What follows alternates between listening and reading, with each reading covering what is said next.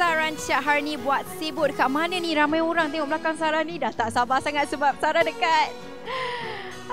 Jangan jealous. Sekejap lagi dah nak start. Sarah dah tak sabar. Korang stay tune Punyalah Sarah sibuk-sibuk jalan. Lepas tu jumpa pula lah pasangan dua sejoli yang kita tengok kat Instagram. Macam excited betul korang nak datang Slam Betul. Saya suka. Karena saya pun minat juga. Lagu apa yang korang paling minat? Saya biasalah lagu Ku sangkakan panas berpanjangan. Zizan, apa kat sini? Saya sini sebenarnya saya nak beli kain kat bawah.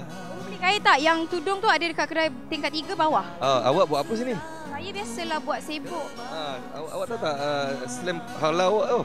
Saya dah cakap dengan dia orang. Saya jadi bonzer dia lah. Lepas tu saya warna hitam ni.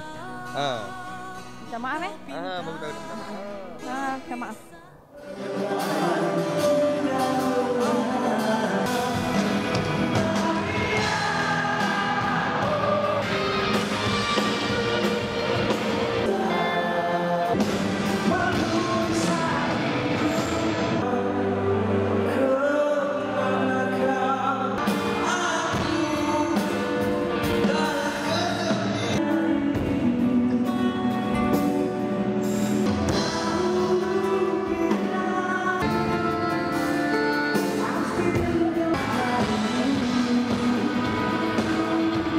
Abang Zaman ni tunjuk suara macam saya tak?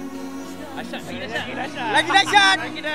Tapi apapun, Slam memang terbaik.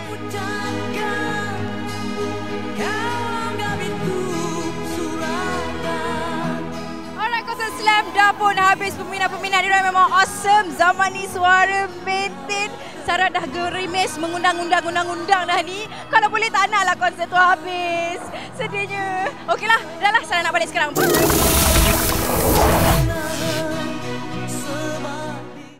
Mengenangkan segala yang kita bina.